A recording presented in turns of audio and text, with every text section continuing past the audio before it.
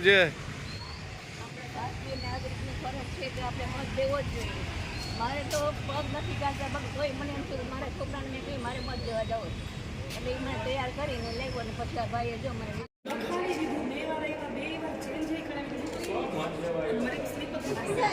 મારે દેવો તો ખરો, પણ મેં તો મારાથી ડી ચડાવી દઉં જળવાની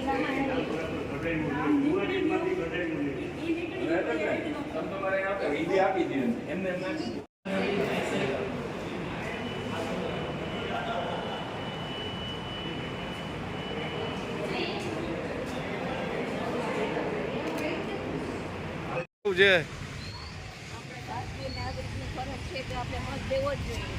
મારે તો પગ નથી ચાલતા, પણ કોઈ મને એમ થયું મારા છોકરાને મેં કહ્યું મારે મત દેવા જવું, એટલે એ મને તૈયાર કરીને લેવો અને પછી આ ભાઈએ જો મને ના બાળકૃષ્ણ જોશી છે.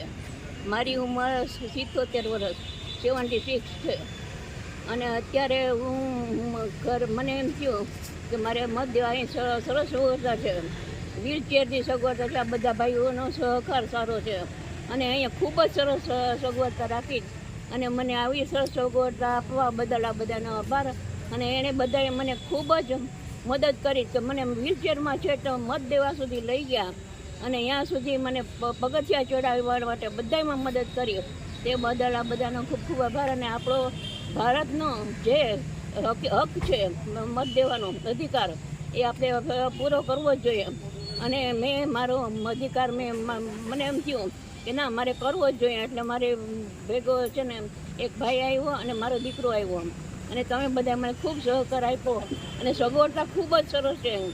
અને આવી સગવડતા તો ભગવાન બધાને દે અને મને બહુ સરસ મદદ કરી. એ બદલ આ બધાનો ખૂબ ખૂબ આભાર.